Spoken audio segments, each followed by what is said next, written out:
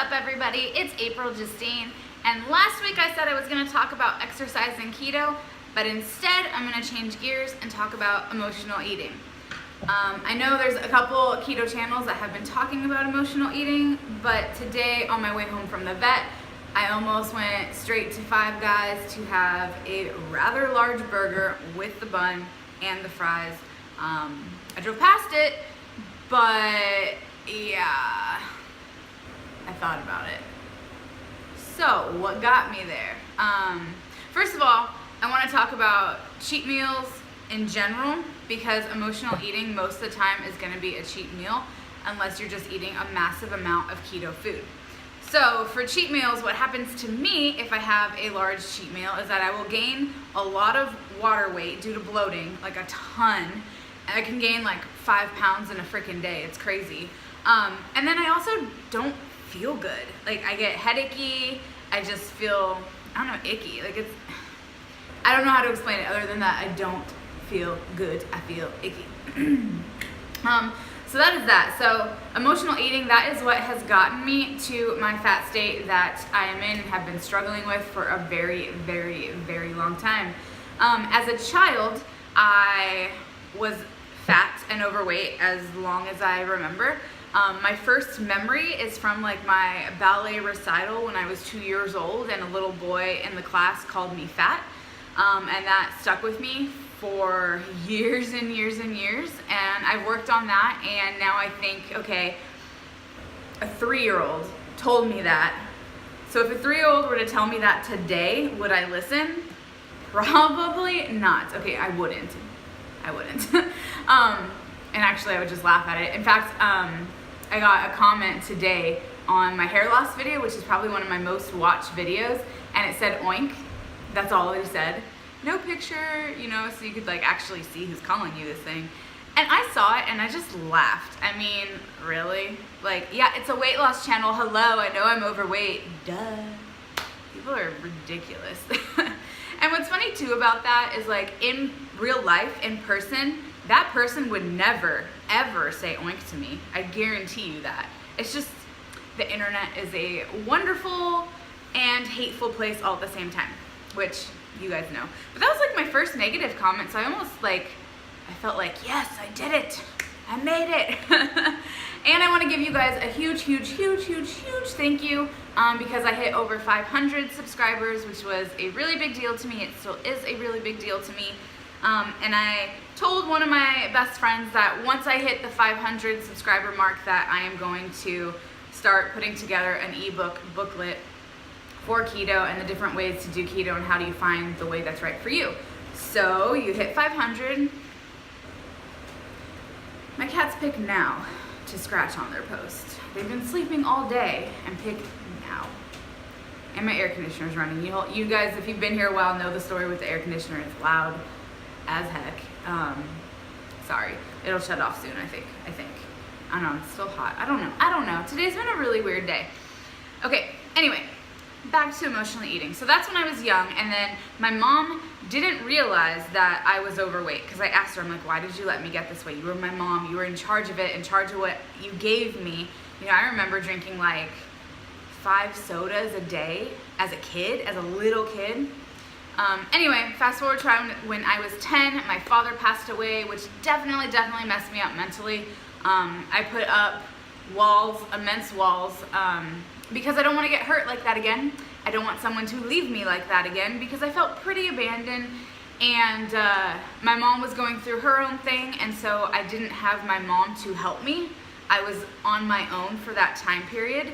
Luckily for my sister, who's 5 years younger than me, my mom kind of snapped out of it, and she was young enough to not remember I don't want to say abandonment because that makes my mom sound really bad. I don't want to say that. But just feeling like you had to do it really on your own. So I went through that, and like I said, it really messed me up. So through high school years, I was always a fat kid, been doing diets for forever. I was diagnosed with depression when I was, I want to say like 14 or 15. I don't remember, but I was put on Wellbutrin at that time. These freaking cats. Okay. I was put on Wellbutrin at the time, Anyway, the point is, I've been doing emotional eating for forever, to the point where it would be emotional binge eating, and I would go and get Burger King, and I would get, you know, the big burger, the big fries, the big drink, and probably a side of something. Then I would go to Kroger that same day, that same night, and get half a cake, the Oreo cakes, because I really like Oreos a lot. I would get half an Oreo cake, and then probably chocolate donuts on the side of that, and I would be in my bedroom by myself. I remember recalling this one instance in particular, and I had a roommate, and I didn't want her to see all the eating that I was doing, and so I just locked myself in my room for, God, it was like 3 days. And then I ate myself to where I was too full, and then felt like I was gonna throw up, and then stopped for maybe 15 minutes, and then kept eating again. And then I called into work the next day because I felt guilty, ashamed, physically gross as well. Anyway, I missed a lot of freaking work because of emotional binge eating. So much to the point where at my old job, I had an HR memo against me because of my attendance, and it was based on the emotional eating, binge eating, and depression kind of all mixed together in their own thing. And the thing with emotional eating too is that you think you're fine, and then you're not. Like you're doing good, and then it hits you. You know, just kind of, you're fine one day and the next day you're not, and then you eat so much, and then you feel bad for eating, so it kind of puts you in a lull that you have to work to get out of again. It's just not fun at all. So yeah, I really don't have a good, like, what to do when you're emotionally eating. The only thing I can really say is realize how it makes you feel after, and that's pretty crappy, you know, for me especially. Like, all the extra carbs is just too much. Yeah, so I have a confession this week. I did cheat like twice at work. I had a bag of potato chips after my lunch on like Sunday, and then again on Tuesday, I don't remember. Since the beginning of August, I've lost 0.1 of a pound, so maybe I'll lose more this week, I don't know. Because of laziness and not wanting to waste money, I've kind of been doing carnivore, but kind of not really. Like, I'm not gonna claim that I'm doing that. I just really don't buy like salads anymore, unless like I go out to eat or something like that, then I'll get a salad there, but I don't make it myself because I don't eat it fast enough, and then I waste $6, and it just pains me to waste $6. It's only $6, I know, but whatever. Yeah. So that's my eating style. This is so random, and I'm so sorry. But you got a little history of me. Yeah, today was a really crappy day. I woke up with a hangover for one. Keto-friendly drinks though. I was doing whiskey and stevia, or Zevia. So I was doing Zevia Coke, and then I ran out of that, and then went to Dr. Pepper, and it tastes great with whiskey, so go for it. I didn't check my ketones today. I just didn't even want to deal with that, so I can't tell you if it kicked me out of ketosis or not. I don't know. What I do know is that at 10 o'clock I had to go to the vet with my very first snake ever. She will be 17 years old in November, actually. And she had an abscess at her tail area right by her butt. And she had that before I moved out to Memphis. She had that. And the doctor took care of it, but didn't give me antibiotics, which I don't know if that's the reason why it came back or not. But anyway, it came back, and it came back with a vengeance, and it's bad. It's really bad. Because of her age, the doctor that I saw here thought that it might be a tumor.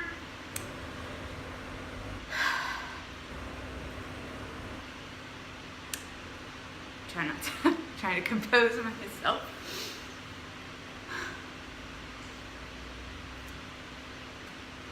I don't want to cry on camera. I really, really don't. Okay. Whew. So she's my very, very first snake. I'm gonna cry.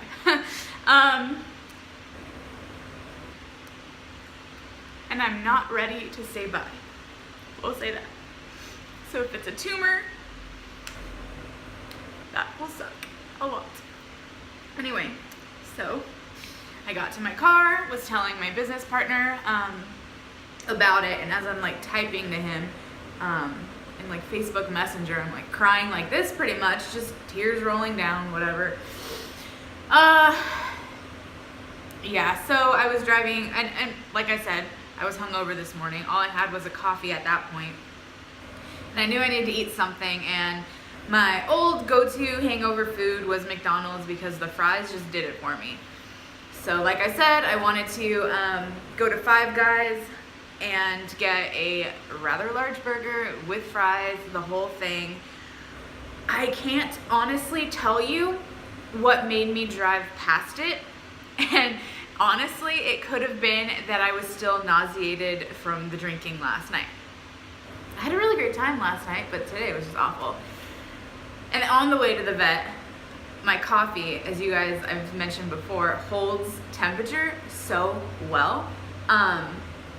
So I had it open, and I took a turn. I thought, oh, I'll be fine, no problem, whatever. I took a turn, and it like not half of it, like a little bit dumped onto my seat, my passenger seat. So I'm like, well, that's great. Yeah, I had a day, but I did not cheat. I had, as you guys saw, the bread cheese. Why it is called bread cheese, I don't know. The ingredients on there, I tried to zoom in for you guys, is just normal cheese stuff. It's kind of expensive, and I find it from Kroger. I think it's like $15.99 per pound, and for that block that's like this big, it's probably like between $11 and $12. But it is so good. Oh my God, it's so good. I just fry it up like I showed you. That's how I eat it. It is bomb. I tried to find that halloumi, whatever, the goat one, and I couldn't find it. And then I found this bread cheese, and I was like, I wonder if this, and it's so good. And instead of goat, it's beef. It's cow milk. It's beef milk. Okay, but yeah, so I can't even sum up this video right now for you guys because it is a hot freaking mess and all over the place. The point is, cheating on the keto diet sucks because you automatically bloat, you feel like crap, sometimes you get headachy, so think about that before you do it.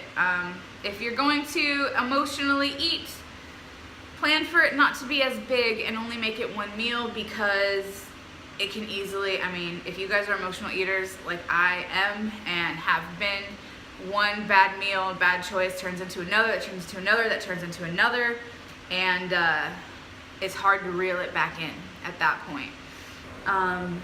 So yeah, there you have it. There's my day. I'm still waiting on the vet to hear if it is a tumor or not. It's like probably 4 o'clock right now, and I dropped her off at 11. So, and I think she's gonna stay the night as well, which is fine. If she makes it, I mean, I don't know. I would really like to hear from him soon.